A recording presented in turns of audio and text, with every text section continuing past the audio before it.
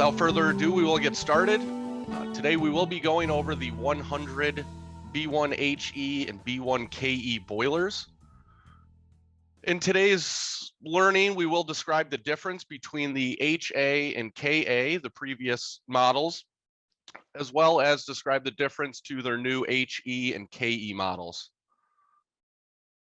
We'll go over suitable applications for both the heat only and combis. We'll list 4 features and their benefits. We'll go over more, but I want you to take home at least 4 today. And we'll identify the preferred piping method of the Vitodens 100. Let's start off first by why we're updating the boiler. Viessmann talked to everyone, contractors, sales reps, wholesalers, engineers, Viessmann staff, and they took all of that information, put it all together, and decided that they needed to make some changes. So the game-changing innovation that is in this new 100 was inspired by you and designed by you. You'll see the picture here, the new Vitodens 100 that we'll go over. That nice larger display, still in a nice Vito pearl white, timeless design. It's got the new inox radial heat exchanger. And if you're interested in researching and talking about our other residential products, look forward to our other overviews. Tomorrow we'll be doing the 200 with my colleague if you'd like to join. Hopefully everybody here is familiar with the nomenclature. We will leave it up here on the screen if you are unfamiliar with it. 2 things to take a note for the new model. Still with the KE, the K series here will be your combi boilers. And if this letter changes to an H, it would be a heat only boiler. And then no longer an A for the electronics revision on it. We did actually jump a few. We did say we'd go to B, C, and D before getting to E. But Viessmann decided to jump those ships and jump right to the E electronics, which we'll go over in detail today. But that E3 inside stands for end-to-end electronics, and some really exciting stuff coming up with that.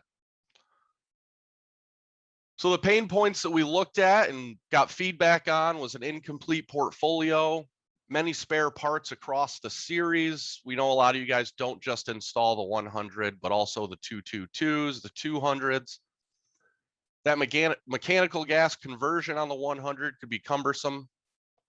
Complicated troubleshooting across platforms, different controls, different error codes, different meanings. And in the 100 specifically, only having that one combi size for that 125. So they heard you loud and clear. We've expanded the portfolio. Still have that 120 combi, now that new addition of a 199. And then your 85 and 120 heat onlys, and that newer size of a 150, 199. They now come with an automatic conversion from natural gas to propane. No orifice kits, no changeovers, just push of a button. Viessmann started a common parts initiative, so we're going to create the spare parts are going to go across platforms. So a lot of the spare parts, most all of them you see today, would also fit in its 200 counterpart. Improved commissioning and servicing. Commissioning setup wizards, everything's going to go through the touch of a button. Very intuitive HMI. Big thing to take away today is that Lambda Pro Plus. So if you're familiar with the 200 and Lambda Pro technology, they've made a lot of innovations and upgraded that tremendously to Lambda Pro Plus. Now it's in our 100 series. And connectivity across the board. No more buying extra Wi-Fi or anything of that nature. Built right into the boiler as standard on the E3 electronics platform. A lot of similarities to the old one, so we don't want to change it too fast. Still a standalone boiler. We're not going to use the 100 in a cascade setup. It is fully modulating and condensing. Still that wall mount as it comes. You do have that floor mount option with the rack system. On-off control logic. So still taking that end switch or thermostat call.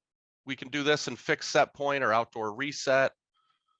Domestic hot water on demand virtually with that braze plate in your combis, and then paired with an indirect and the heat onlys.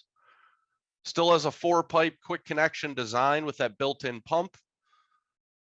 And then that natural gas or LP right from the factory, now with no mechanical changeover. Things that you won't get in the old 100, but you do get in the new 100. That Lambda Pro Plus technology. There's no more elevation derate. Little asterisks there. This isn't done automatically. We'll go over that later, but you just enter the elevation of the boiler into the commissioning process. The internal pumps now in ECM pumps. We're going to get those high electrical savings. Contractor monitoring, that'll be done through the VCare, Veto Guide, and Veto Guide Local apps. And vent length adaptation. So this can determine how far the vent length actually is to have proper combustion. You wanted higher boiler operating set points, so we lowered the low end to 68 and went up to the 180 as requested. You can still get to 190 for your domestic hot water calls, either with the sensor or an aquastat in those heat-only boilers. The altitude rating, before we had that electronic adjustment, we no longer need to do that. There is different operating pressures. So the maximum allowable working pressure, we will talk about these in 2 different sizes virtually. So you have your 80 and 120 would be considered the small chassis boiler, and the 150, 199 would be the large chassis. So with your small chassis, maximum allowable is 45, and with the large is 60 PSI. All 6 models will all come with a standard 30 PSI relief valve. So to get anything above that, we would require that relief valve change. For any of those instances, you need to run a little higher system pressure. Heat exchanger still holds just over a gallon in the 85 120 and 2.5 gallons in the 150 199. Maximum heat flow through the heat exchanger itself, 4.8 on the small, 10.6 on the large. With that ECM pump, we can ensure that you're not going to go over the GPMs rated. And it did get a little bit heavier. You're going to add about 30 pounds to each boiler as the overall weight. Domestic hot water capability. So adding that new 199 version, you do have the option of going with the 120, we'll do 3.3 gallons a minute. And the 199 is capable of 4.7. For the 120 model to be capable of 3.3, it does have a boost function where it will fire to full operating 143 BTUs if necessary based on the demand and inlet water temperature. The 199 does not have that. So 199 is all it needs for that 4.7. Is capable still of 140 degree supply temperature water. All new turn down ratios. The old boilers were 5-to-1, 6-to-1. All the new 100 boilers are going to hit a 10-to-1 turn down ratio. So you'll see that 199 model going all the way down to 19.9. And its smallest counterpart, the 85,000, will go all the way down to an 8.5 thousand BTU input. Really great for those small condos. Take a look at the cutaway. You'll see a lot of things have changed. Looking at the inside of the boiler, still going to come with a coaxial flue setup. Can be converted. Premix gas burner. That hydraulic assembly has that still built-in bypass, 3-way valve, and the plate heat exchanger in the Combi models only, as well as that integrated ECM pump. New LCD touchscreen, touch button display. 4-pipe hydronic connection, just like the old. Built-in condensate trap. This has changed slightly for the built-in trap. There is a nice sediment catch on here now and easily cleanable. There's a new matrix cylinder burner. We'll go over the matrix cylinder burner and all the benefits, as well as some close-up shots here shortly. That new inox radial heat exchanger and new PSI gauge location, no longer down on the display. We will move it up here. As far as the size of the unit, has grown just slightly. You'll see your sizes here in the bottom left corner for the small chassis versus the large chassis. That new pressure gauge location is going to go to the top left of the boiler. So you'll get this nice quick connect fitting. Your relief valve will come standard as well as your pressure gauge. So these are standard NPT fittings. So just use the proper thread sealant, thread those into the respected ports, and then you push this down, O-ring, and clip it into place. Make sure you do pipe that relief valve over and down to a good safe location. For the applications, now with those new models and the heat onlys, we can go all the way up to 199,000 without having any boost function in it, since it doesn't go over 200. I know a lot of you guys out there might have some areas that require permits and things for boilers over 200. So we still only hit that 199 mark. You can use these in applications that require a large domestic hot water demand. There's a lot of options to go through. Look forward to future programming and application things for fine tuning of the boilers. But we can use these in small condos all the way up to 199,000 townhouses and regular residential places. With the Combi model, you do have the two options, your 120 or your 199. So you do have some availability to get to those larger units now. But you do want to take into consideration the domestic hot water demand as well as the size of the home. So when you do the heat loss and then look at the domestic hot water demand and put those two numbers together, it'll tell you whether or not that house would be a good fit for a Combi or not. The 1,200 square foot house that needs 5 gallons a minute because 6 people live there, probably better used with a heat only and an indirect tank paired correctly versus that constant domestic hot water demand.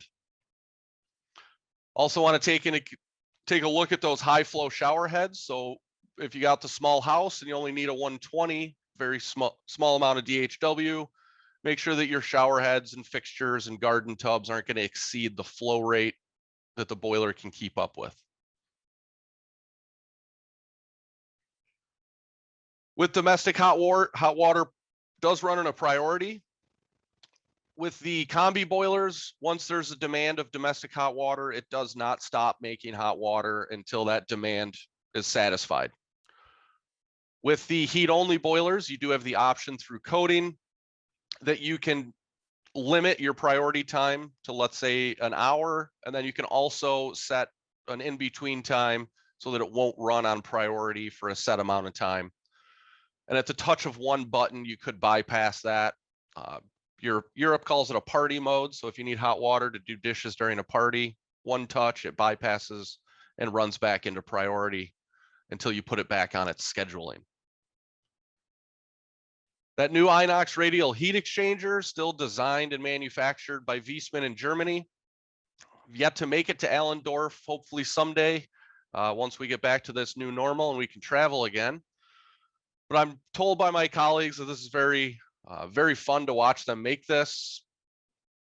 Bending, punching in the nipples to get that pin deck around there to help with turbulence. Folding it, welding it, coiling it all together.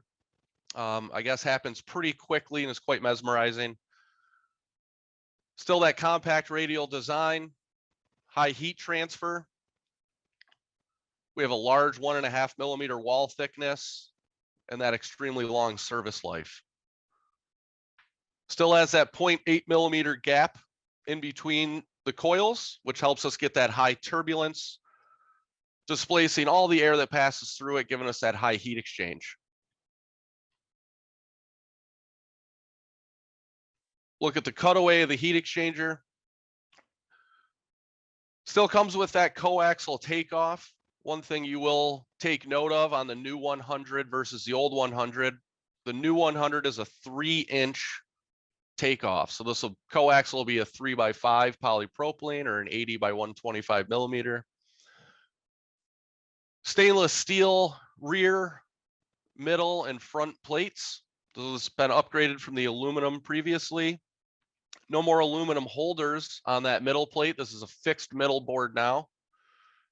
With that no longer removable, this will create a maintenance-free area, as this is non-accessible in the rear part of the heat exchanger.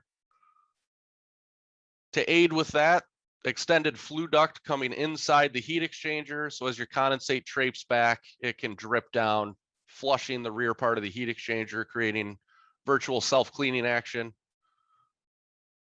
Stainless steel cylinder burner, this new Matrix Plus burner. I'll go over a couple of close-up photos of it and show you everything that it really does for us. And a new temperature sensor, so quick lock, push in, quarter turn bayonet lock for that new flue sensor. We're going to watch a video here in a second by my colleagues. This was done for us in, pardon me, I got to make sure I share the sound so you can hear it. This video is made for us by our colleagues in Europe. So 2 takeaways from this. The 100 series is a 120 volt, 15 amp, and it is a 10-to-1 turn down ratio. Europe is a little bit different than us, so it'll just say it's a higher turn down and it's a 220 unit. But it goes over the automatic gas type, automatic height or altitude adjustment. That height adjustment is going to be put in, and then it can automate itself from its base point. The adaptive part load for wind that you'll see, that automatic flue length adjustment, as well as that combustion control.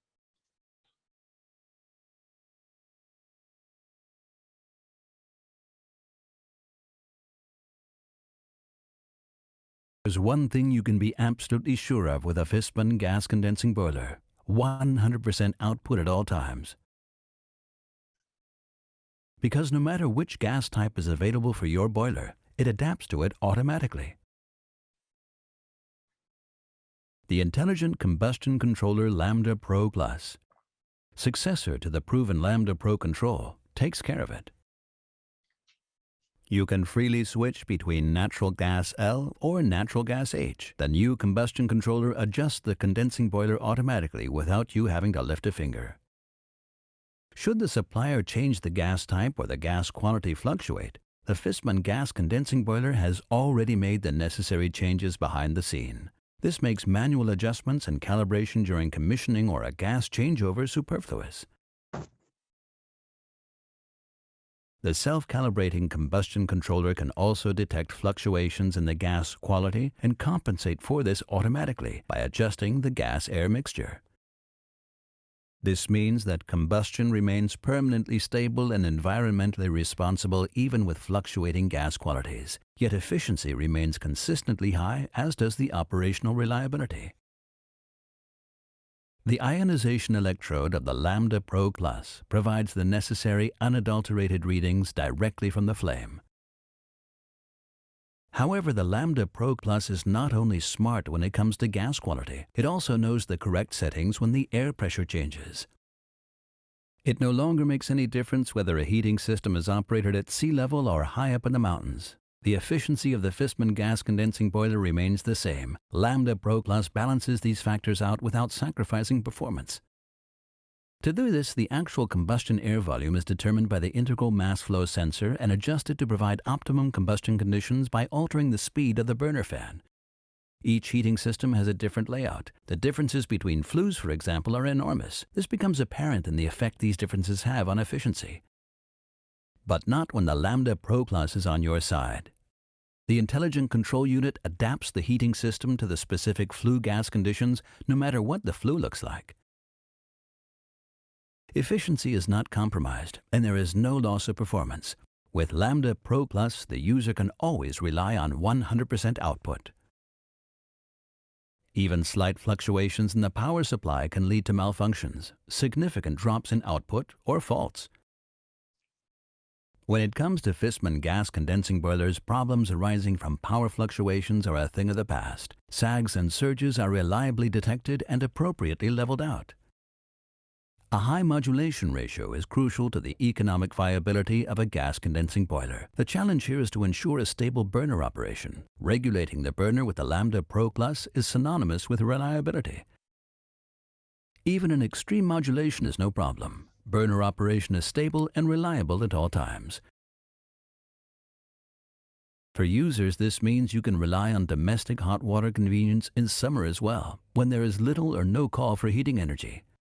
And Viessmann has added another impressive safety feature. The risk of the flame being extinguished by a gust of wind is prevented by the newly developed wind detection feature. This allows the entire modulation range to be used safely at all times. The benefits soon become apparent in gas consumption and consequently in your heating bills. Safety, reliability, and efficiency. Lambda Pro Plus combines these qualities with the usual high level of heating and domestic hot water convenience.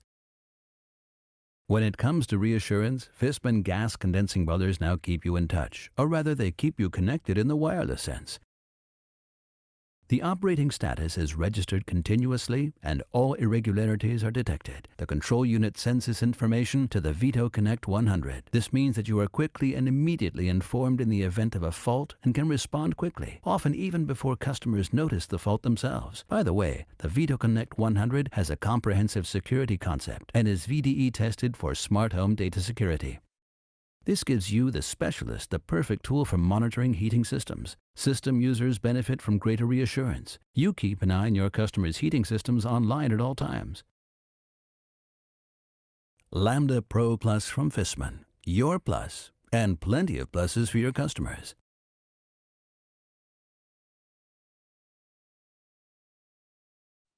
Viessmann.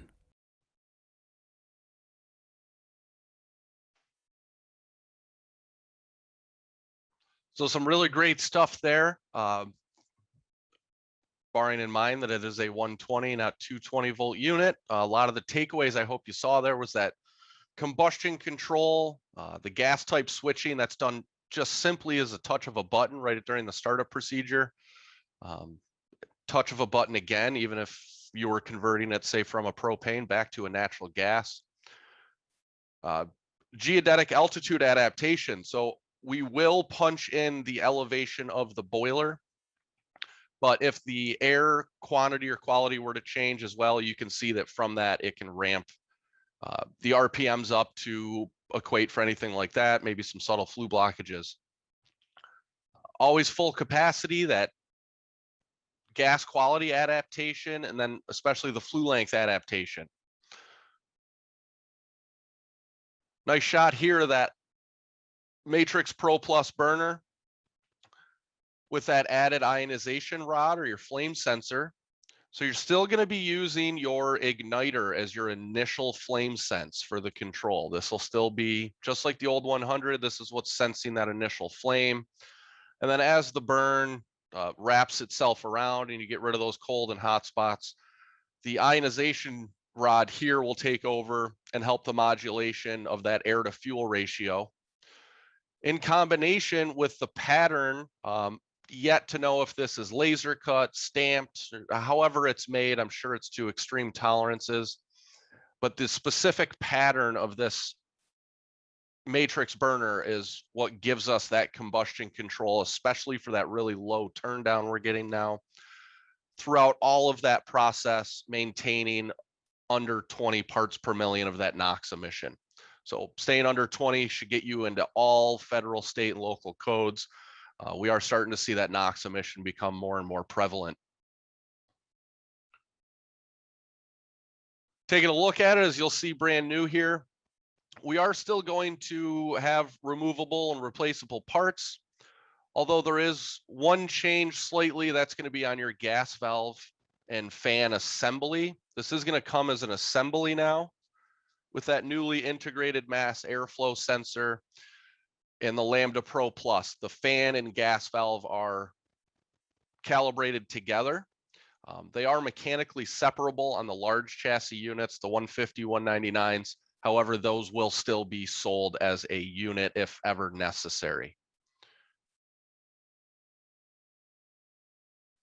Looking at the venting on the unit, I still want to make sure you always refer back to the installation instructions. This is still good back to the WB1Bs, has now the B1HEs and KEs, as well as your 200s and your 222s. So just this one installation instructions for multiple boilers. Still have your coaxial, 2-pipe direct vent, single pipe, room air dependent, or that flex vent option for the new 100 series. Always Cat 4 materials. Maximum equivalent lengths up to 198 feet on specific models. Still no common venting. Again, we're not going to use the 100 in Cascade, so there shouldn't be any reason to want to common vent the system. Make sure they all do meet ULC S636 or that UL 1738 standard. And nice note, I've always grown up that the flex vent, you always have to upsize it no matter what's in the manual. Our manual states the actual length of that size flex vent, so no longer having that general rule of thumb of just upsizing it.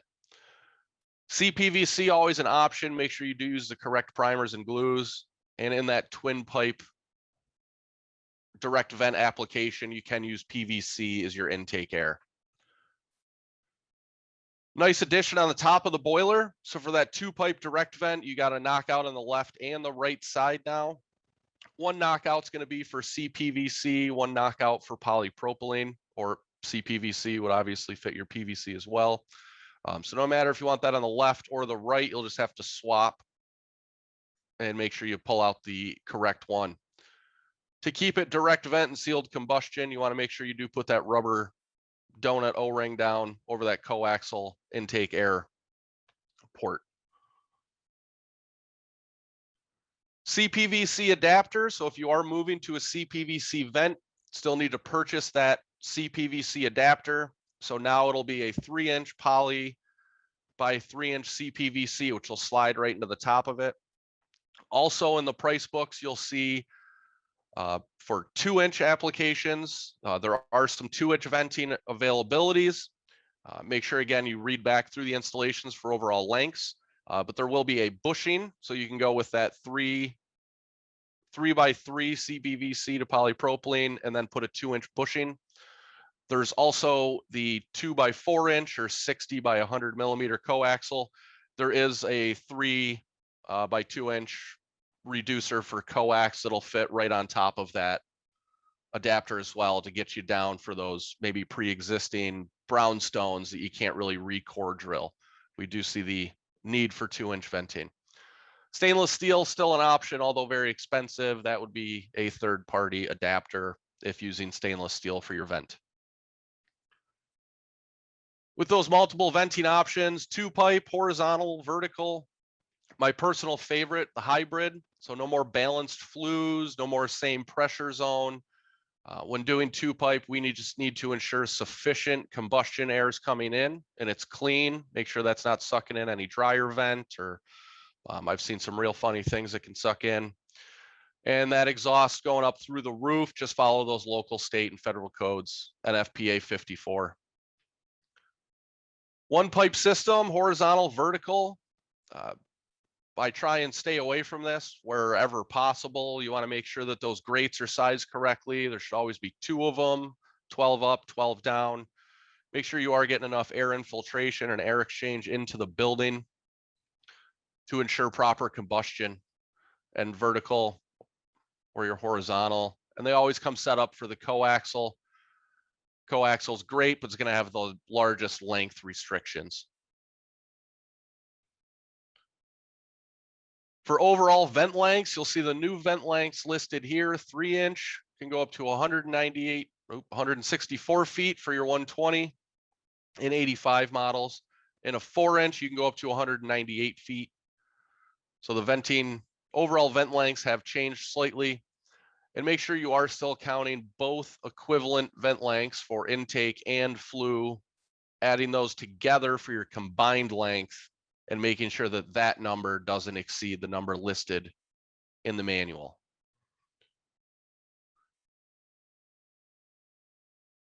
That single pipe system, as long as you have that sufficient room and intake air available, that single pipe flue going out can go the same amount of footage We're just only having to count 1 foot now, or one way, as opposed to 2 pipes. Natural gas and LP is still the same from the old models. This really hasn't changed as far as I've known the Viessmann family.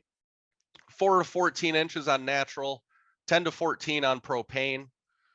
These boilers do come ready, shipped, ready for natural gas. That touch of a button and no more mechanical changeover to set it up for propane. You do want to make sure that you do have the correct volume of gas now. The pressure may have been there previously with that atmospheric ribbon burner. If that goes into a low gas situation or the gas piping's too small, maybe it wasn't getting that 3.5 inch manifold pressure, probably never had an issue with it. With your new power burns, you want to ensure you do have the volume of gas there. You shouldn't see more than really an inch pressure drop. I know we're sizing everything nowadays for a 1/2 inch pressure drop, but if you're getting anything over 1.5 inches, we're going to need to upsize the piping. Make sure that isn't happening directly at the gas meter or your regulator. If so, you'll have to call your supplier if you aren't the fuel supplier. And ensure that we do have that volume of gas there, as well as the pressure maintaining between its respected water column. Still the 4-pipe design. It did change subtly on the small chassis with that gas piping moving over to the right side of the boiler, no longer a middle inlet. 3/4 inch connections the rest of the way. So we did up those combi sizes from 1/2 inch to 3/4 inch NPT. I know that'll probably take some relief off of some local codes guys, especially I know in Michigan, they're pretty big sticklers about 3/4 all the way. I'm sure in more locations than that. When moving up to the large chassis, the 150, 199s, you're going to have all 1 inch connections, except for that gas is going to stay 3/4. So let's get rid of all those 1/2 inch gas lines. Make sure we're doing a 3/4 inch drop minimum down to the boiler. Still make sure you do put in those drip legs or sediment catches. That 4-pipe design's done here in these high temp injection molded plastic for your 85 through 150 models. You'll see your combi boilers here on your left. And with that 199, that new 199 size, we did have to move back to copper and brass. Still the same rules apply with your 3-way diverting valve, sending the flow of water either over your braze plate or out to your system, or in your heat only is going to go out to your indirect tank if paired with one, or just stay right in your system. That new ECM pump. Looking at just the combi models here, still using a flow switch. That flow switch still has a 0.5 gallon a minute minimum flow requirement to ignite the boiler. Once we've ignited the boiler, it'll then use its domestic hot water outlet temperature sensor to modulate the boiler to get you that desired outlet temperature.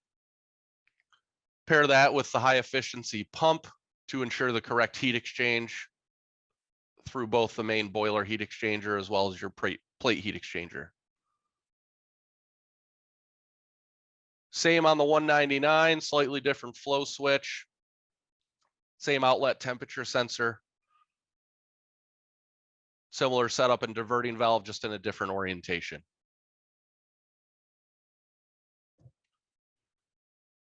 As far as piping these boilers, 99% of your applications, possibly even more, will be used as a primary secondary looping, whether you're doing that with closely spaced tees or a low loss header. Low loss headers are really nice, take a lot of the issues away from it. When using closely spaced tees, let's ensure that we are doing 4 times pipe diameter and not just sticking with that up to 12 inches. That can cause some issues, especially with only 3/4 inch supply and returns off of these smaller chassis and a 12-inch spread. You might not decouple those pumps as much as you think. So primary, secondary, if you do have that really small condo and it's 30, 40 foot of baseboard, you do the math correctly. Let's look at the installation manual and we can see the available GPM and head left of that pump. And sometimes it is a possibility to do a direct connect in most instances, I would say more than 99%, you will be going primary, secondary. If using a low loss header versus your closely spaced tees, you want to make sure that it is sized correctly. You do size that off of the maximum GPM of the system. As far as the 100 goes, I can tell you that an 85 through 120, this part number, this low loss header available in your Viessmann portfolio is going to be plenty fine for all three of those. And in most instances, the 199, very rare cases, you might want to upsize to the next size. Nice feature with the smaller low loss headers here is they do come with that insulation standard versus those larger commercial size ones. Most of the time that gets outsourced to a insulation expert. So that'll take us through to about halfway. We will stop. I did see that there are some questions there. If you guys do have any other questions, please make sure you populate them in the bottom of your screen. You should have that Q&A chat.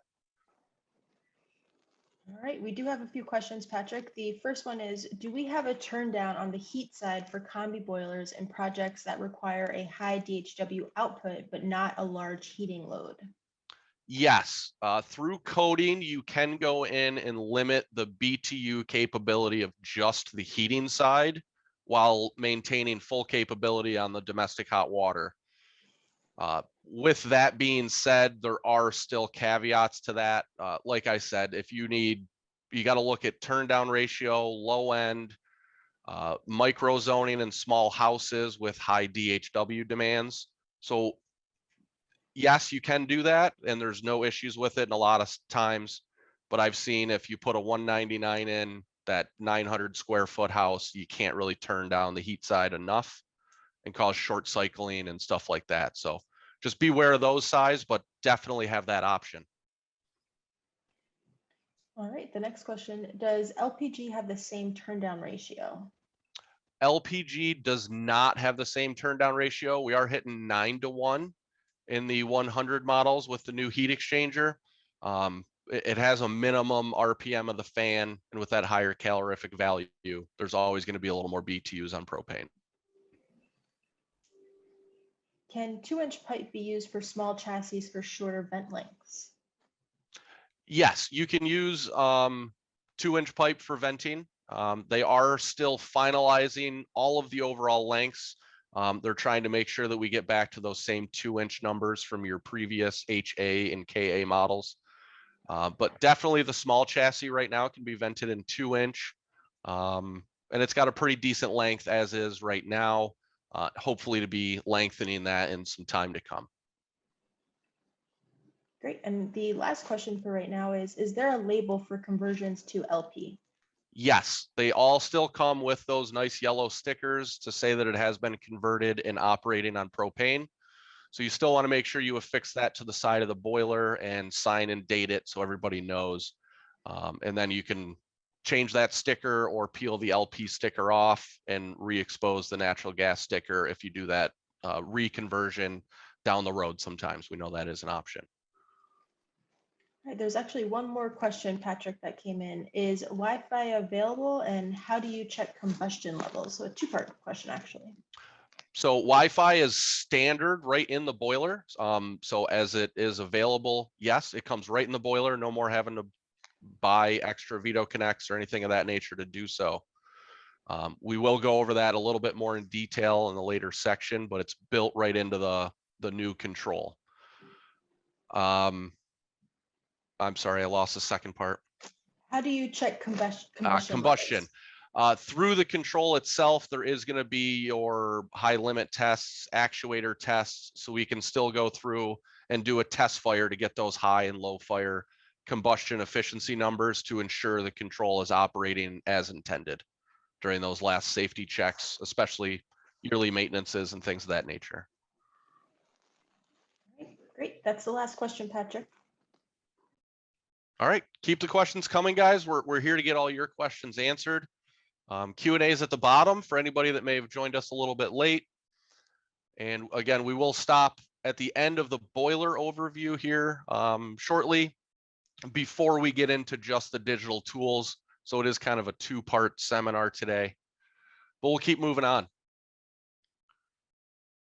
So inside the boiler, there are going to be some new controls, new electronics. They're going to have some different nomenclatures to them. So hopefully this breaks down best I could do and helped me learn it the best anyways. So the BCU is going to be your boiler control unit. This control board is going to be set up just a little bit on the left here. This controls your burner modulation. It looks and controls all your safety conditions. This is where all your sensors and wiring is going to be connected to, and that's going to provide feedback data to your HMU. So the HMU, or your heat management unit, controls the heat distribution. This is going to what controls your relays. We haven't talked about it yet, but there are pump relays in here that we'll go over in the next slides. Organizes the communication with anything that is connected to it, that outdoor sensor. The HMU is also where all the wiring is going to land on the boiler. So all your field wiring is going to land to the HMU. We control the boiler through its new 3.5-inch HMI, or your human to machine interface. That is going to be a touch button. So these 4 buttons it's a touch screen, but only on the buttons. And lastly, we do have a TCU, or a telemetric control unit. This is what produces and receives the Wi-Fi signal. So this does 2 parts. First part is this can allow the boiler to be connected to a smartphone application called Veto Guide. So if there is not Wi-Fi available at the home, new construction, things like that, it's not readily available yet, the boiler itself can produce a local area network to communicate to your smartphone while you're on site. For full connectivity later and monitoring down the road, you would have to connect this TCU module to the home's Wi-Fi. Then the home's Wi-Fi can communicate to the cloud and then back to the contractor in some capabilities anywhere, as long as they have a Wi-Fi signal. So we'll talk a little bit more about that. It's kind of a lot going on there, but the boiler has a built-in Wi-Fi unit, so that will receive Wi-Fi from the homeowner or produce its own little small local area network while you're on site. So the HMU, all the connections for everything on that human heat management unit, everything's going to be wired very easily in one location. Number 1 sensor, still your outdoor sensor. Number 5 sensor, still that DHW sensor. So if you're pairing it with an indirect and that heat only model. Still a number 96 plug for your call for heat, or your end switch, maybe a room thermostat. Permanent demand if you really want to go that route. P2 is going to be your system pump. So this is going to be piped with a primary secondary. So we want to ensure that there's going to be a 99 point, a lot of applications, that single system pump at least on the secondary side. So we have the means to control that. DHW loading pump, if that DHW on a heat only was, say, on the secondary side. With the 3-way valve and internal pump, if domestic hot water and your indirects on the primary side, you can use this P1 terminal for a DHW recirc pump. And main power supply still coming in on that number 40 plug. So although wiring diagrams are great, what does it look like when you have the boiler on the wall? You're going to open up the lower control panel. That'll be located right here behind the HMI. This nice, great new feature, this is gasketed. So this upper case cover here is going to be gasketed and snap locks down. So it is waterproof to help you from any of those few drips of water that may drop down during a service or purging or replacement of a part, and save all those internal electronics. So that HMU is going to be right here on the right-hand side. This is going to be the same on the 100 or the 200 as you see pictured here. If you're curious, little teaser on the 200 comes with this MZIO board. Tune in tomorrow or next week, Wednesday, if you like to see the differences that can offer you. And in the 200 as well as the 100, still the same HMU connection points. So that number 40 plug on the right-hand side, P1 for DHW, P2 for system pump, 96 plug, DHW sensor, and outdoor air sensor, all in one easy location. That number 5 sensor, you can use the number 5 sensor. I would. It does come with all the heat-only boilers still. It is going to be the same sensor as the previous HA models. It's the same sensor we use for the 200. So it will still, in older models, take those little red plugins. With this model, since it is a direct wire, you're just going to cut that plug end off and strip those back and wire it to your 3 and 4, your number 5 sensor. Always have the option still of a third-party aquastat. If necessary, we'd always recommend using the sensors. You're going to get a lot more information and feedback to the boiler at a faster time with the sensor.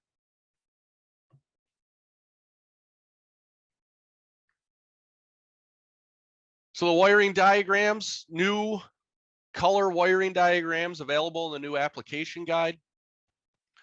So I'll show you the pictures that we've already gone over. This is a single zone application using that single system pump because we are primary secondary. You see here low loss versus closely spaced T's. And then if you get into a multi-zone system, whether or not you're a zone valve installer or a pump guy, it's going to be the same thing, third-party control for anything over a single zone, and take that end switch, usually designated XX, back to your number 96 plug. Even if it's single zone, you do want to ensure that that is dry contact end switch. We're not sending any voltage back to the boiler. It's already providing the voltage out. Moving on to the control. So the new E3 platform is going to have standardized electronics across all boilers. So that HMU, where all the wiring's done in the 100, same HMU in the 200. That TCU, the Wi-Fi board, same in the 100 and the 200. You'll see that move into other boilers as well in the future. Look out for future trainings. Standardized accessories. So we're going to reduce spare parts. So the 100 versus the 200 are going to have the same heat exchanger. It's going to have the same igniters and flame sensors. Very, very small parts that are going to be unique to each boiler. We've improved the diagnostics of the boiler. So the new 100 and the new 200, I do need to make a side note. The 200s that are changing are going to be the HBs. The HAs stay the same for anybody out there using the 200s currently. Just the smaller HBs are changing. But we're going to have the same messaging code between the 100s and the 200s. So anything donning the E3 platform may have different touchscreen controls, but that messaging, notification, fault code system is all going to be standardized. 5 ways of getting messaging in this is now going to be faults, warnings, service, information, and maintenance. So you're going to get these in a multitude of ways. Some things are hard lockouts. A lot of things can just be maintenance messaging. An improved root cause analysis. Not only does the boiler give you the same fault codes now as others, it'll give you detailed instructions of what's the issue, how to solve it. And if you're connected to that boiler via Wi-Fi and your contractor remote monitoring, you can give this information to your technician even before he gets in the van, or sometimes realizes he can save some gas money and just hop in his car to run out there, or save a service call altogether. On the boiler, I guess this is going to be more for the homeowners, but nice, easy visual that'll catch the side of your eye. So there is a light guide on it. You will see it here is on the bottom of the control. The light guide will also be on the top of the control. New feature we'll see in the next slide. Turn on mode. So the display brightness of this light guide will get dimmer and brighter depending on what it's doing. Turning on just goes bright. Sleep mode, it does a little shallow pulse or breathing. If you push a button and it accepts that change, you'll see a quick blip. And if it's in fault code or any error messaging, it just does a really fast controlled blink. You do have the option to turn the light guide off. So you do have that option if you don't want the light guide at all, but it's really nice. Really nice for when the homeowner runs down to the basement, might notice something's happening. So a nice new feature is relocating the HMI. So this is a video.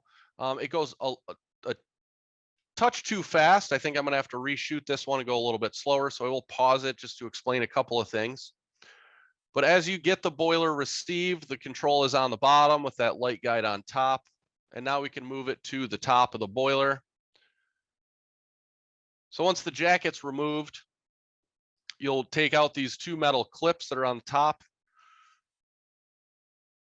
You pop out two retaining clips left and right. So you will just pull these slightly in and the control pops towards you.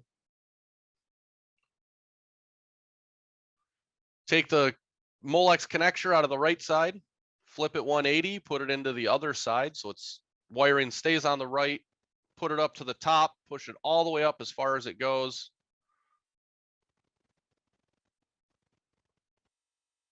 With the HMI in hand, you'll see this plastic piece here. This is the light guide.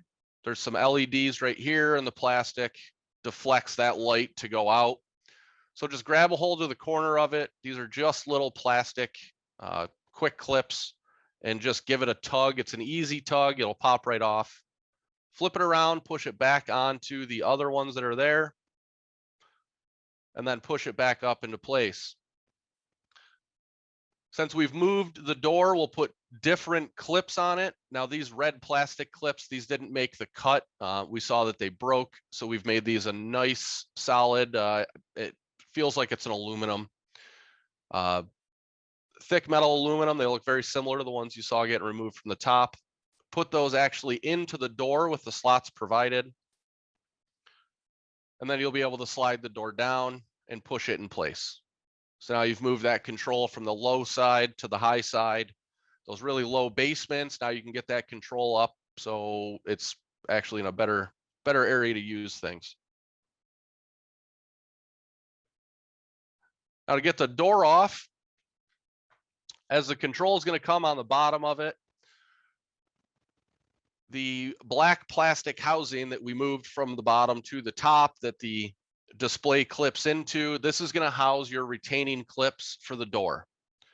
So as the control comes on the bottom, you'll see two square cutouts on the right and the left. Take a small screwdriver, a pen, thermostat screwdrivers, what I usually have in my pocket, and you just push it up.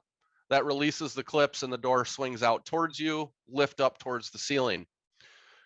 If you move the control to the top of the boiler, those square holes will also move to the top of the boiler. So you just push down now from the top, pull the door a little bit towards you, and still pull up towards the ceiling to remove the door. Very simple. I can't believe it's taken this long to be able to move a control that easy, but I can see the benefit it's going to have. Too many crawl space basements I've been in. I wish I could do that and sit on a 5-gallon bucket versus being on your hands and knees. So with that 3.5-inch HMI's got that touch button. This is going to take you through a guided commissioning process. We'll see how easy that is here on the next slide. You do have dashboards. So each dashboard is going to be, when you're into parameters or coding, general coding, boiler coding, DHW coding. So those are going to be in different dashboards, hopefully to give you a better ease of being able to find where you're going. Restricted access to service functions for the homeowners. Available Veto Guide commissioning. So this is that smartphone app that we'll talk about at the end of the presentation. Pre-configured for supporting up to 1 heating zone, which means this runs only at 1 temperature. So you can run outdoor sensor and change the temperature that way, or pick just fixed set point. But if you need a multi-temperature system and you want the boiler to control that, join us tomorrow or next week for the 200 overview. DHW supply pump or DHW recirc pump, depending on how you pipe the system. and that Wi-Fi support, that local access point for on-site Veto Guide commissioning or internet connectivity if Wi-Fi is available at that location. So when you do get on site, we've gone over the venting, the gas piping, water piping, things like that. So now let's go through a small commissioning. As soon as you power the boiler on, the first thing it's going to ask you is what language you'd like.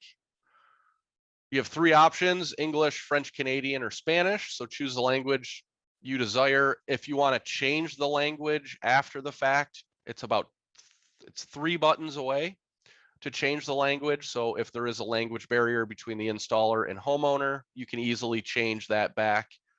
Or better yet, leave the boiler in their desired language and you just connect to it through your smartphone app that we'll go over. And then each one of them's in your desired language and no need to switch anything. So we'll stick with English today.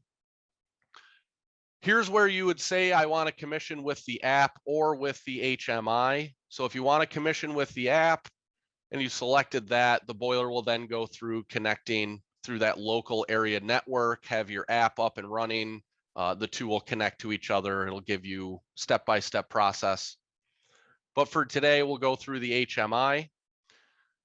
So going through the HMI, the next thing it asks whether you want Fahrenheit or Celsius, which means your altitude will be in feet or meters. You're going to go through your date and time. You can change the format of it. So maybe you have a European homeowner, they want day month versus month day. You got those options. Your time, 12 or 24 hour. And there is a time changeover right here. Time changeover would be your daylight savings time. You are going to input a month and a day for each changeover. So spring ahead and fall back. We know that day changes every year, but it's always within, I think it's like a 10-day swing. I think you can have maybe 11, maybe 9, somewhere around there. So it's always going to be pretty close for that changeover anyways. So I wouldn't worry about that too much. Then it'll ask you to go through a filling and purging function. So this is going to put that 3-way diverting valve halfway. So it makes sure you're filling the entire system, indirect, braze plate, as well as the heating system. And also turns the pump on and off during that purging function to make sure that nothing's airbound before that first fire up. Then you'll go through and select natural gas or propane. So it's going to come through with the check mark on natural gas. That's how it comes out of the factory. So make sure you just scroll down to propane. Once you're highlighted, this white box is what is the selection that you're highlighting. And then you'd hit your check mark to move that over to propane if necessary, but we'll stay natural gas today. Here's where we're going to put in that altitude. So as I said before, it can overcome some air issues, but we want to give it that initial altitude rating to begin with. So still no D rate. We want to make sure we change that ground elevation to wherever we're located. And we'd rather have you be slightly low than slightly high. So this does go by 100-foot increments. So if you're at 9,250 feet, you'd rather be at 9,200 feet than 9,300 feet because the boiler's RPM can ramp up very easy, but to derate itself for that loss of elevation is more difficult for it to do. I hope that quick synopsis makes sense for you for anybody installing these at altitude. Once you've selected the altitude, it'll again ask you if you've gone through and filled and purged the heating system, and then also make sure you check all your power supply connections and low voltage connections. For today, we'll say no, but if you were going through and setting up a heat only, and you want to put in some domestic hot water program settings, configure it to be in a loading pump or a domestic hot water recirc pump, you'd go through and carry out more system configurations, but today we'll just finish up. We'll call this a combi boiler, single zone. So the commissioning assistant, all done. Commissioning's complete, okay to close. So we'll close that up and it'll just come up with your main display. So the main display is showing you the boiler is in heating mode, or it would say DHW mode or standby. Gives you your current supply temperature, your set point, and what your burner modulation is at. This is a screen, so no, this shouldn't be running if it's 122 at 99-degree set point. It wouldn't be running right now, but just so you get the gist of what's reading on the screen. To use the buttons on the display, going through the commissioning assistant, you've only really used the arrows to go up and down, and the check mark is your OK or move forward button. If you ever needed to move backwards or after the boiler's been commissioned and you want to get into menu, so you got your menu button or the back button, arrows for selection, and your confirmation button. There is an on-off toggle switch on the bottom right of the boiler. Even if you move the control, this stays on the bottom right of the boiler. So if you're not getting a display or there's no power anywhere, make sure that toggle switch does get turned to the on position. It is shipped in an off position. On the left side of the boiler for your rating tag, you'll get this QR code. This will give you product information, web pages, product registration, warranty registration. Not in this picture, but for that LP conversion sticker question earlier, there is a yellow sticker right here that will say natural gas. You would just take your LP sticker provided, put it right over there, and then sign and date it.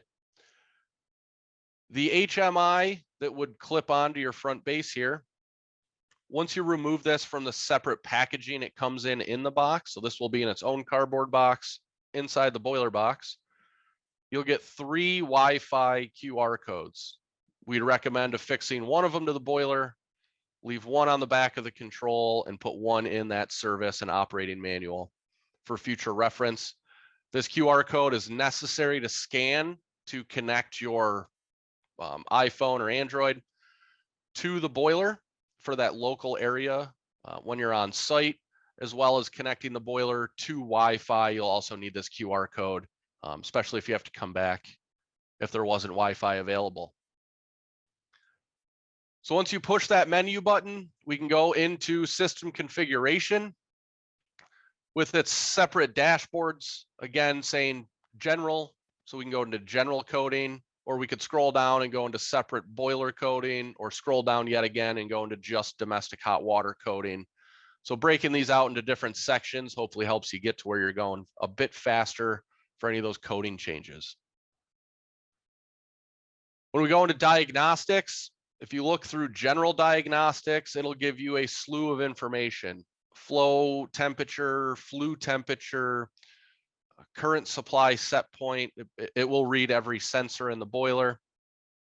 If you go into DHW, it'll give you your DHW settings, what your set point is, what the current reading is. That is only paired with the sensor, not a third-party aquastat. Get that high limit test mode. So no longer sitting in front of your local codes guy and unplugging high limit sensors to show that the boiler is going to shut down. Simply go through into the service section of the boiler and just start a high limit test function. The boiler is going to go over the braze plate heat exchanger, use an indirect tank, or make sure just disconnect the electrical if you have multi-zone pumps running or zone valves open. And the boiler is going to overshoot its temperature and prove that the high limit works exactly how it was intended to without unplugging anything. So that actuator test. So the actuator test, you can go through, switch everything on, bring the boiler to high fire, low fire. This will be how you do that system safety check after the boiler's been commissioned, that high and low combustion check that was asked about earlier. And you can connect to the app, so you'll have to go back into the boiler and forcefully tell it that you want to connect to the app locally. So it'll take it off of the Wi-Fi and connect directly to the phone through that local area. And you can always go back through and change it back to out of box or factory settings, and also go back through the commissioning assistant. So if you feel as though you commissioned it wrong, you come across a boiler and feel as though maybe somebody didn't commission it correctly, you're changing it from propane back to natural gas, just go back through the commissioning assistant. You're only going to change a couple of things, perhaps maybe just one thing. So very simple and easy to do. To go back through that commissioning assistant. So what do you get in the box? You get the outdoor temperature sensor. You'll get that 30 PSI relief valve. You get a pressure gauge. Remember, that's going in its new location on top of the boiler. You get 2 drain taps or 2 boiler drains. You get the mounting bracket, number 5 sensor with that heat only boiler.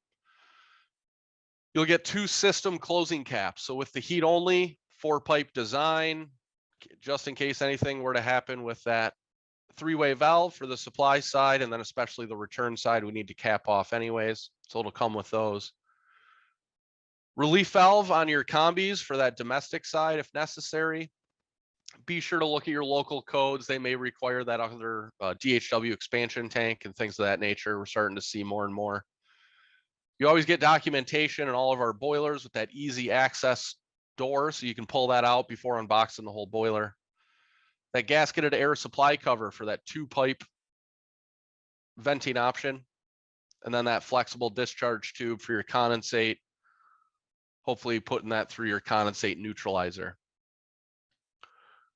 When you unbox the boiler, nice new feature on the bottom of it. Can't believe I'm this excited about 2 pieces of wood, but they've extended the feet on the bottom of the boiler, and with these blocks of wood, it is temporary, so you can see you can stand the boiler up on its upright, push it against the wall, get it out of the way. No chance of damaging the threads or any of the hydraulic connections, especially that small plastic condensate nipple. Once it is hung on the wall or on that rack, just simply remove the 1 screw and you can pull those pieces of wood right off the bottom of the boiler.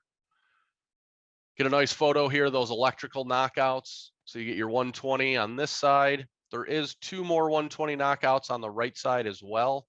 And then all those low voltage, because this is common from the 100 to the 200. You're not going to use all these ports in a 100, but you might in a 200. So if you're still curious about everything else that can do, please join us tomorrow. With that rack system, still available. So there is going to be a new rack with the taller design. We did have to make a new rack. So the new rack will fit the old boilers. Old boilers will fit on new racks. The old rack can still fit a new boiler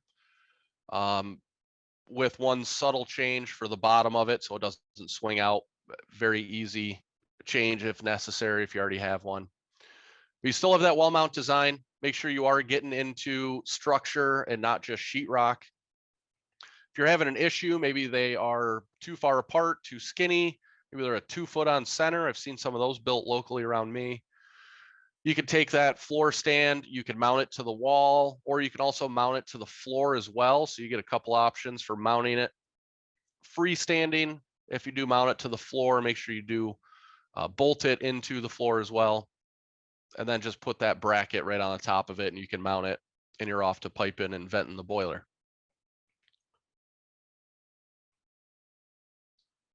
Some things that did come out of the box. So we've added a bunch of things in there. We added Lambda Pro. We gave you Wi-Fi. We took out a gas valve and we took out 2 isolation valves. So those would be in the automatic can vent.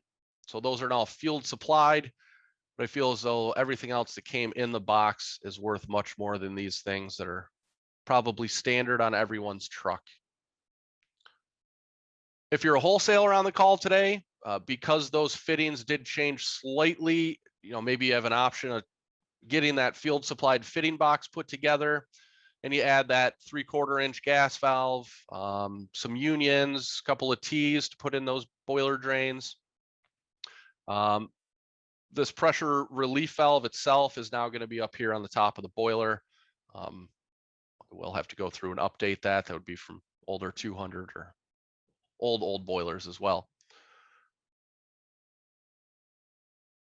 Make sure you take into consideration with your wholesalers that you're getting all the components you need to install the boiler, that low loss header, or get those T's for your closely spaced T's. Make sure you're adding those zone pumps. We are definitely going to need at least 1 secondary system pump in most every application. Zone pumps, if you're a pump guy, or zone valves, if you're a zone valve Get that polypropylene or CPVC venting. And zone controls. Anything over a single zone application is going to need that zone control. And with your heat only boilers, don't forget your 300W indirect tanks. So the 300 series stainless steel tank, one quick overview, did go through a subtle transformation. So they improved the insulation. It's got a higher performance and it is a bit thicker of an insulation now. They moved the location of the probe, which is going to give you a better control to the new Lambda Pro Plus. And now fully automated foaming process, so we can take out that possible human error and maybe getting some air pockets in there. But those are available in that 42, 53, and 79 gallon, as well as I just saw a new 119 gallon availability. So we can get 119 gallons paired with that 199. We can get a lot of DHW with these new 100 series models.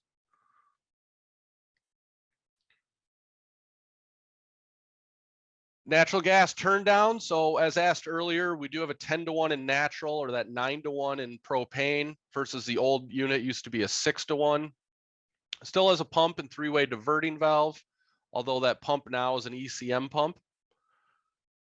3.3 gallons a minute for the 120 model. You got 4.7 gallons on the 199. Less than 20 parts per million on all models. Raised your supply temperature availability to 180, and full stainless steel heat exchanger, front, back, and fixed middle plate. 3.5-inch touch display buttons. Installation flexibility. So again, we can move that display from bottom to top. Wi-Fi coming standard. Setup wizard, as you saw going through on the boiler itself. It's also available in the Veto Guide app, and still hitting that 95% efficiency rating.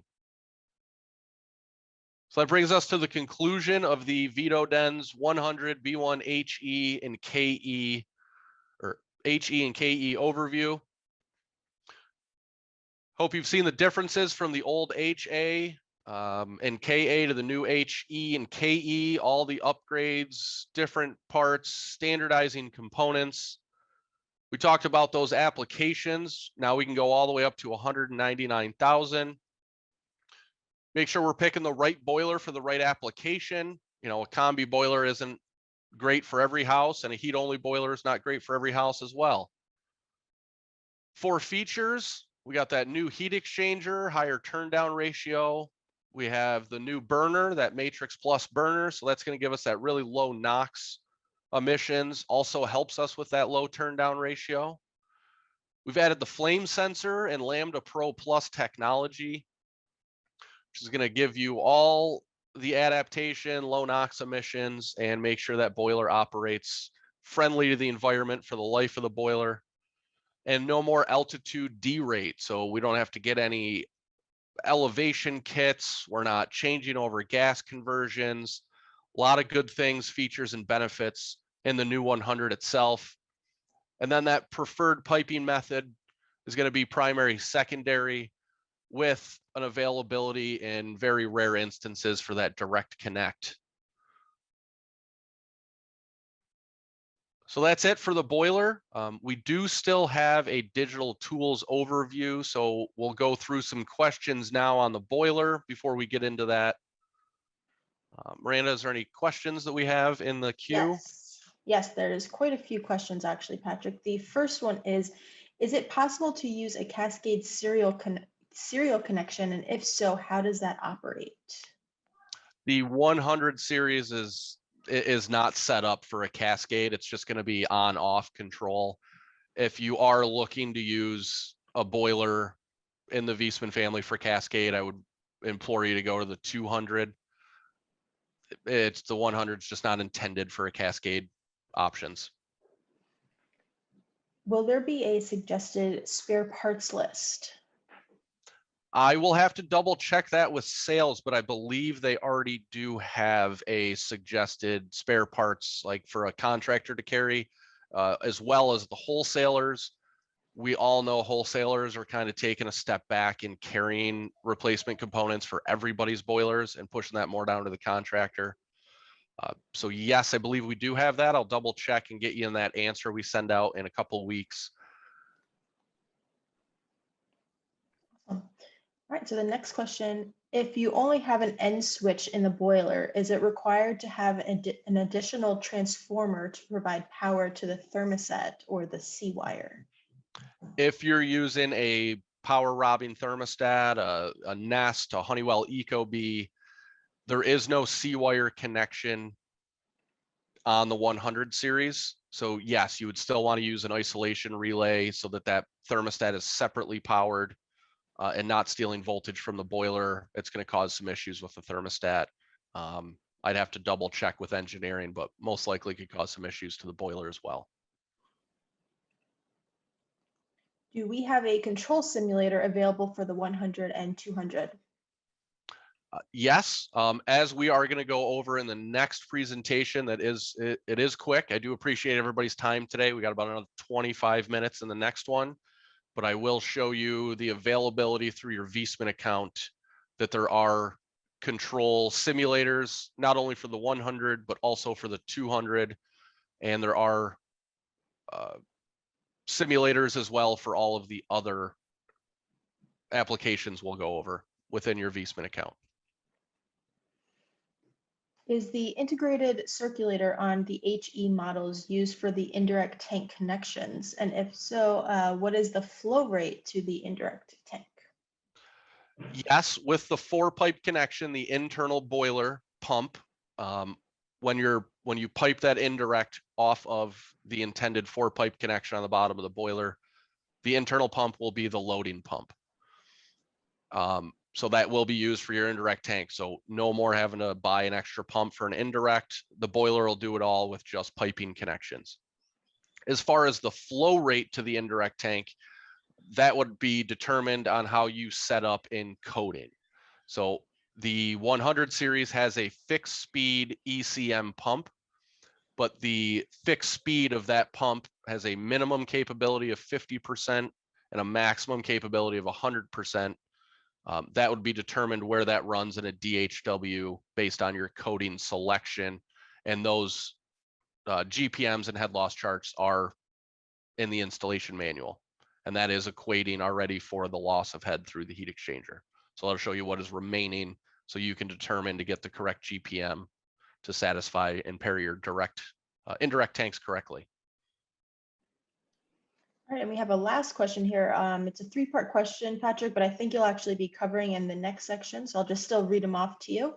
What are the limitations of the remote connection?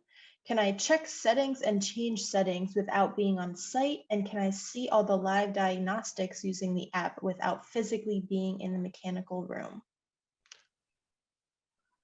Okay, limitations of remote connection. There are no limitations. If the boiler can receive the signal from the Wi-Fi, pardon me, I don't know if it's the modem or the router, but I think they're all in one now, basically everywhere. If the boiler needs to see that and be able to get a signal so that that Wi-Fi could then be transferred to the cloud. Once that information's in the cloud, as long as you have a Wi-Fi connection, you'll be able to pull that information out of the cloud. So the only limitation is the actual Wi-Fi connection that it sees itself. Check settings and change settings without being on site. That is a possibility. We will go over that in the next section during the digital tools overview. Hopefully I can answer that a little bit better in that section without getting too much into it without doing it. If I haven't answered that question fully, please ask it again, but I should be in the next section. Can you see all live diagnostics using the app without physically being in the mechanical room? Yes, you can. This would require permission from the homeowner to monitor their system. That's just security stuff. Once the boiler is connected to Wi-Fi, you send them an invitation for you to look at the boiler, and then you be able to monitor the boiler in a live scenario, as well as make some adjustments. Say you need to adjust a heating curve, which could save you a tremendous amount of time in a service call. But a lot of things to come that we will actually go over here in the next presentation. If there's any more questions, just quickly while I get set up for here, otherwise we can move into this. And as I said, I do appreciate everybody's time. We got about another 20-25 minutes of this presentation, and any question time for you. You guys can get back out there to your Tuesday. I do not see any more open questions, so we will move into digital tools. So with that being said, if you want state-of-the-art tools for these new state-of-the-art boilers, it's all going to start with your Viessmann account. So what is a Viessmann account? If I were to take a poll right now and ask everybody if they had a Viessmann account, most everybody would say yes. Wholesalers buy things from us. They have a Viessmann account. I know a lot of our contractors are set up with us, maybe direct billing, things like this, or direct parts payment. This is going to be a step ahead of all of those things.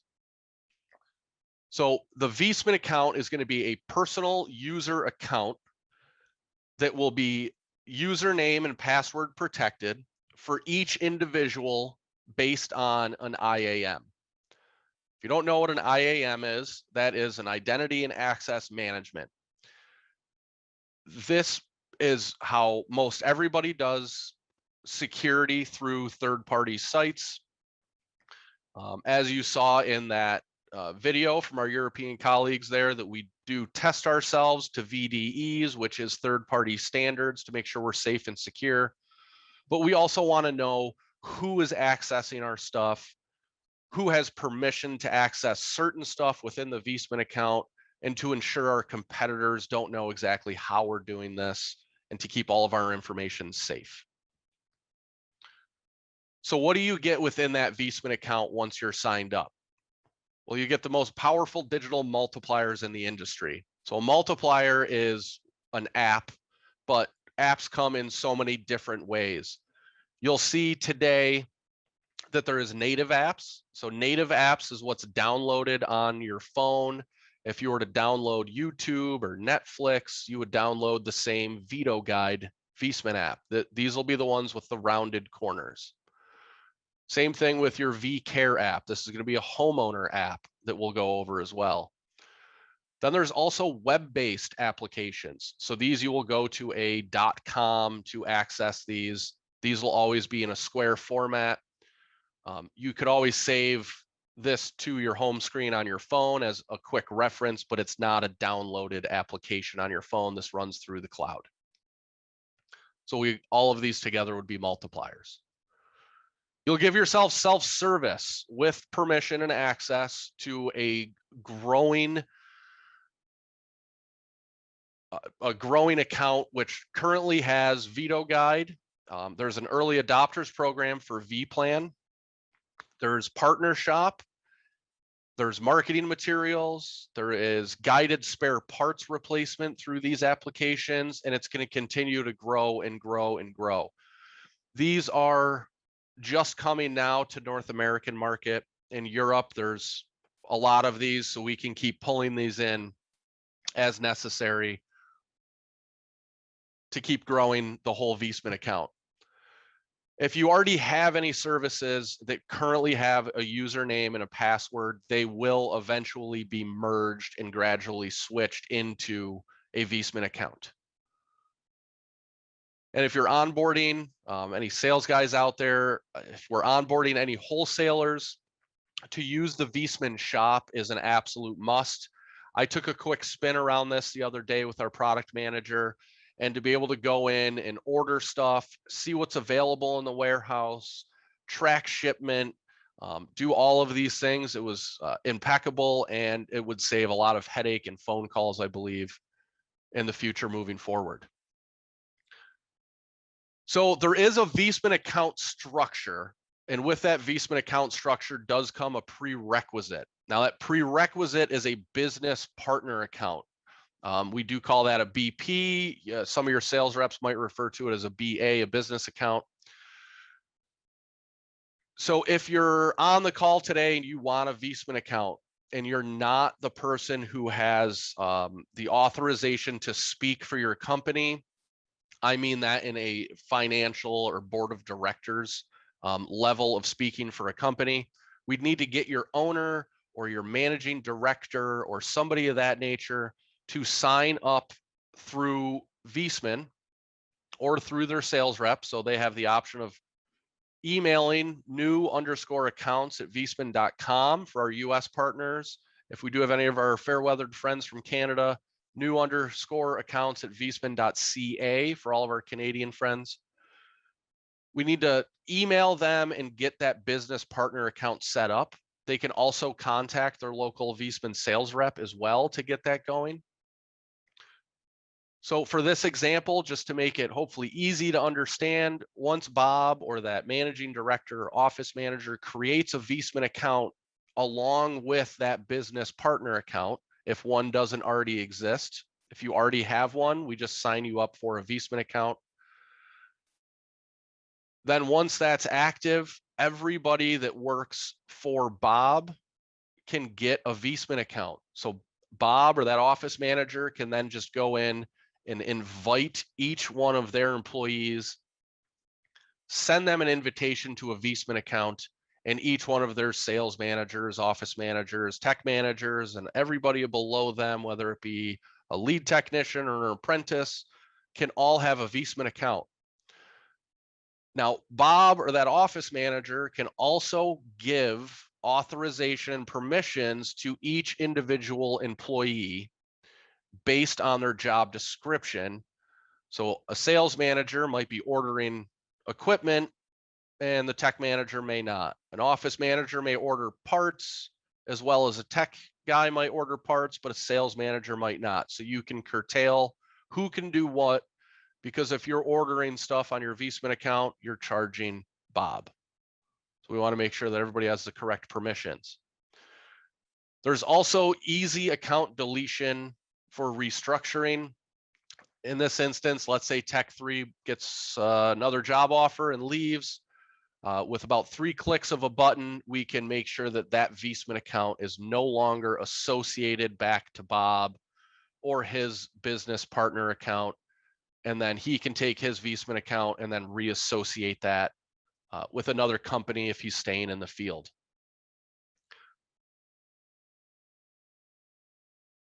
What that would look like is you would see Bob's Boiler Works could go through and click on employees.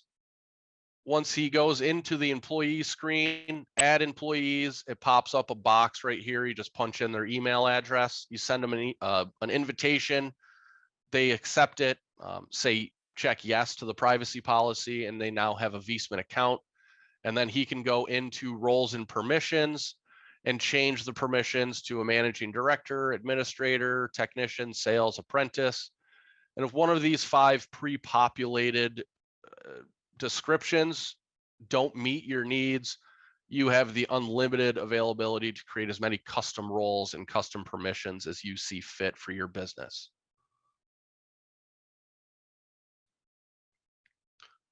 So now that everybody has an account or understands how to get an account, we'll go over the tools that are associated with it. The first one I want to talk about is going to be called Vplan. Now, Vplan right now is currently in an early adopters program. This is not really quite live yet, but just to show you where we're going and the things you'll see very, very soon in the future, is that Vplan is a job evaluation tool that makes gathering the information for new construction or retrofit application faster and organizes the information in a way that can be easily pulled up by sales estimators, system designers, installers, sales reps. Could be a wholesalers maybe helping you do some system design, or even for the wholesaler just to get a good look at maybe a parts ordering as well. So this is not an estimator tool, but it is more of an information gathering tool. This can be used to create piping diagrams. As you see here, we can get output wiring diagrams. So if you're working in anywhere, maybe you need to have an electrician come and wire the boiler due to local codes, you can easily output a pictured electrical diagram to give them or leave on site so they wire it correctly the first time.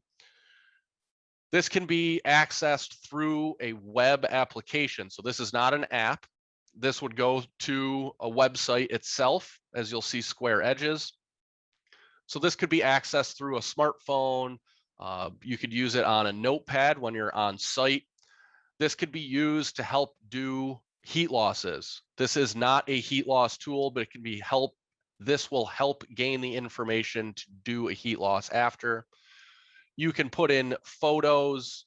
You can add, if there's already zone controls on site, so your sales estimator can then bring that back to a system designer and they should have all the information they need. Once you're in there, you'll see that you'll create new jobs. So you can create a new job. Here's a lead job that you may have just went out and looked at and gathered all the information on it. You move those jobs into an evaluation. You have jobs that are in design, jobs that are under the installation, so the installation's ready to be viewed. And then you have jobs that are ready for commissioning. When you look at your installation itself or the job that's ready for commissioning or to be installed, you can then go through and scroll down. You can see your entire piping setup. If you were to scroll down on this, you'd get wiring outputs. You could get full reports of parts necessary for the job. You can look at this on a smartphone, so you can evaluate the job even when you're not at the office. If somebody needs you to look at it quick, you can look at the install, and after the install is done, you can actually provide a report.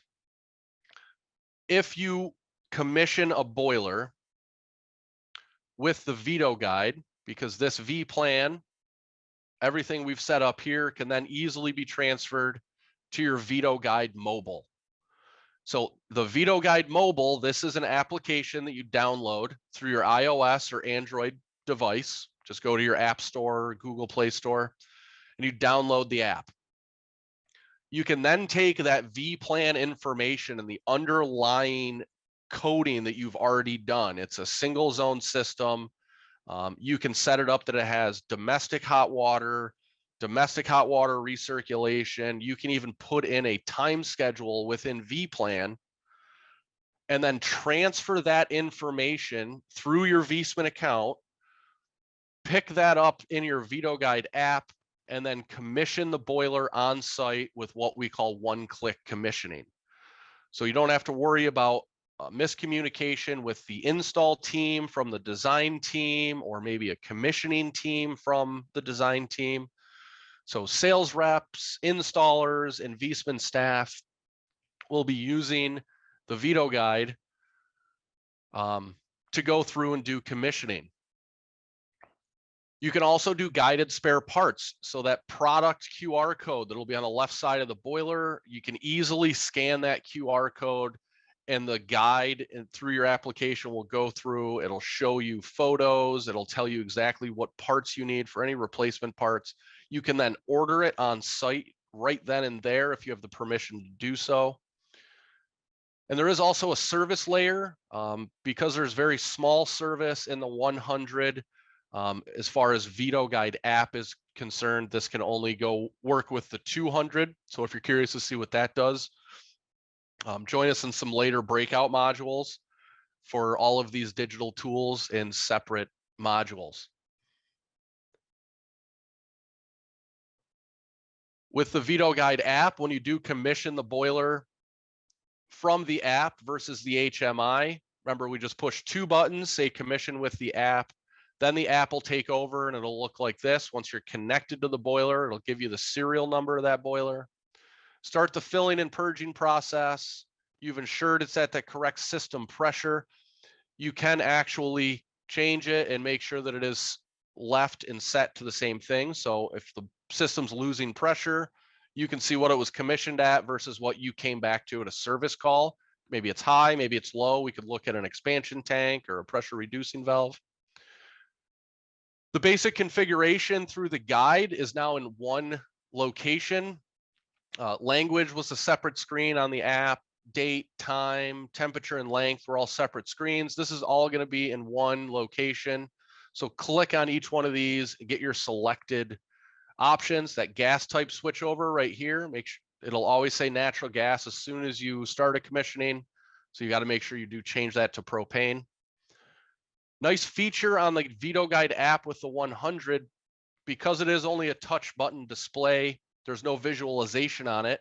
So to change the outdoor curve through the boiler, you'll only be changing the slope and shift, versus with Veto Guide app, you actually get the visual representation of what you're doing with that Kelvin temperature curve. And then you'll get that commissioning completed. And when you finish this, it will actually ask you if you want to send that commissioning report. So all of the information that you just went through can then get sent back to the cloud and come back to Vplan and really bookend that job so that everybody, sales rep, owners, managers, everything like that can see that it's done, it's completed, it was done as designed, and everybody can go home with a great peace of mind. Once that commissioning is completed and you've sent that commissioning report on, the next thing the app is going to do is it's going to ask you if you want to set anybody up with that boiler in a VCare app. So a VCare app is going to be used by the homeowner. It's going to, this does have limitations. So if you do have a building manager in an apartment building that wants to look after, 12 boilers that are in the basement, each one goes to a separate apartment, they don't want to use VCare. We'll talk about what they want in a second. VCare is going to be for your standard residential homeowner, maybe somebody who has that second lake house or mountain home, caretakers at those other locations for a second house, and possibly some residential operators or building maintenance people. This gives you a portable peace of mind, which can inform you and educate you on how the boiler is operating. If a fault code were to come up, not only does that fault code get sent to the cloud and then down to VCare, but if the homeowner has given you permission through VCare to monitor that system, it'll also come over to your Veto Guide web application. Updates can easily be made to this so that it's going to maintain everything, and everything that gets implemented over time will just be automatically there and readily available. This allows us, and if you have permission to look at this, you can take advantage of the big data learnings. So you can see the consumption that you've saved this homeowner and use that as a sales tool moving on. You can show somebody specifically, without giving away their information, but maybe a cookie cutter community where you've already done Mrs. Jones's house and now you want to go do Mrs. Smith's house. Well, you've already done the planning. It was the same boiler system. You want to show them everything you can do. You've already done Mrs. Jones in Vplan. You already have everything set up. Let's just bring all that up and show through VCare all the fuel savings you've provided the neighbors. With the VCare app, it's extremely user intuitive. Nice tile display when you open the application, so you can go into your heating. You can go into a time program of that heating circuit 1. Now this is showing a VCare app for a 200. For a 100, you'd only have one zone, or a domestic hot water as well in the 100. If using an indirect tank, you can go through and do that time setting. If you don't know how to set up a schedule or what you want to do, once you go into your time program and you scroll down a little bit, it does have a scheduling assistant. So it can take the homeowner through a series of very easy questions, and then we'll set up a predetermined schedule for them that could then easily be customized later. You can also go in and then you have to import your gas consumptions. So this will ask you to put in the calorific value of the gas. There is a multiplier factor for it. This can all be found right on your utility bill, or through your propane supplier. You should be able to get that as well. through usage, and it'll show you daily, weekly, monthly, and yearly usage. For total usage, domestic hot water usage, as well as just boiler or heat only usage. So the homeowner can really see what they're using and curtail their information to help them get the most savings that they desire. If you have the people that want to look after multiple boilers, or as the servicing manager, a service technician, sales rep, the dispatcher or service manager, or that commercial end user or building maintenance user, you'd want to get something that we call Veto Guide Web. So very similar to the Veto Guide Mobile, this is a Veto Guide Web. So you'll go to a web application. It's a square design. This is going to do kind of what you can do with Veto Guide and much more. This is a remote service web application that will connect to the cloud. Once you have permission from the homeowner, this will then continually pull that information from that boiler and any other boiler you have installed with the E3 control platform. So for that first heating season after installation, it's often full of those uncomfortable, unnecessary site visits. The homeowner's just getting used to their things. They want to do a possible outdoor reset change or a time schedule change, and it's just, you don't have time to do it, and you don't want to waste the time and effort of a technician going all the way out there for a menial task. This can be done remotely from your home, from your couch, from the office, and really help give you peace of mind, as well as the oversight and the profitability to make sure you don't have all those return phone calls. We do know some of those homeowners are out there that just keep calling and keep calling. Some never call you back, but if they did call, sometimes you can go in and just do that very easily from the comfort of your own home or office. So when that boiler is connected to the homeowner's Wi-Fi, this is the only way this is available. It has to be connected to the internet. Then the internet or the boiler itself will send that information to the cloud. And from the cloud, we'll then send it back down to whatever you're using to pull up a web application. This can still be used through your smartphone, a tablet, a desktop PC, laptop, whatever the case may be. As long as you have Safari, Google Chrome, Microsoft Edge, and you have the Viessmann account, you can connect to it. You'll also be able to see in a map view where all of your locations are. So you have one kind of quick overview to see all of your installations. They'll all have green check marks that they're all running properly. You'll see if one's at a fault, the others are running properly. So you can actually monitor all of your systems all from one dashboard. So the Veto Guide web application, the Veto Guide app, and the Viessmann accounts, these are already live and running. So if you don't have these already and you are the owner of your company or talk to your owner of that company, these are live and ready to go. So to get to that Viessmann Veto Guide web application is vetoguide.viessmann.com. Then it'll ask you to punch in your username and password. You can always say, keep me logged in for faster login the next time around. So let's summarize. We have round versus square edges. So Veto Guide and VCare are going to be your rounded edged applications. Those are going to be downloaded through your app store and can be downloaded today. You don't need a Viessmann account to download these applications. If you download Veto Guide app today, you can go in the top right corner of it. It'll say training, and then it'll show you each the 100 and the 200 control to go through that simulator we spoke about earlier. So you have that option to do it today. Even without a Viessmann account, you can go through that training. With the Veto Guide application, even without the Viessmann account, you can still use the Veto Guide app to commission a boiler. You won't get all the added benefits after the fact, but you can still use the app without a Viessmann account today. VCare does not require a Viessmann account, as this will be used by the homeowner. And then you have your 3 web applications. So your Veto Guide Web or Veto Guide Local. This is live and ready to go. You will need a Viessmann account to use that. Spare parts, need a Viessmann account to use that. That is ready and live. And the Vplan and early adopters right now. So you can get some information to start using this, and through your Viessmann account, talk to your sales rep.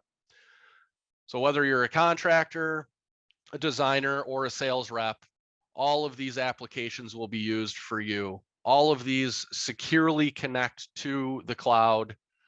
The vCare and the boiler securely connect to the cloud. And then everything can be pulled down as necessary when you're looking at it, all through that API call. An API call just means we're keeping all of that data safe and secure from any breaches. So you have that 5-message level fault that you'll be able to see through these applications, standardized messaging codes across all E3 platforms. You can display those messages to particular groups. So the homeowner won't see all messages, but the contractor may, because we don't need the tizzy of a homeowner when just maybe something easy is coming in. Early detection of possible problems, that's going to go to a contractor, not the homeowner. That meaningful and detailed message. So the boiler gives you a fault code, but your Veto Guide app and web application will give you the fault code. It'll also tell you an upfront analysis of what's going on with the boiler. It'll also give you recommended actions to take.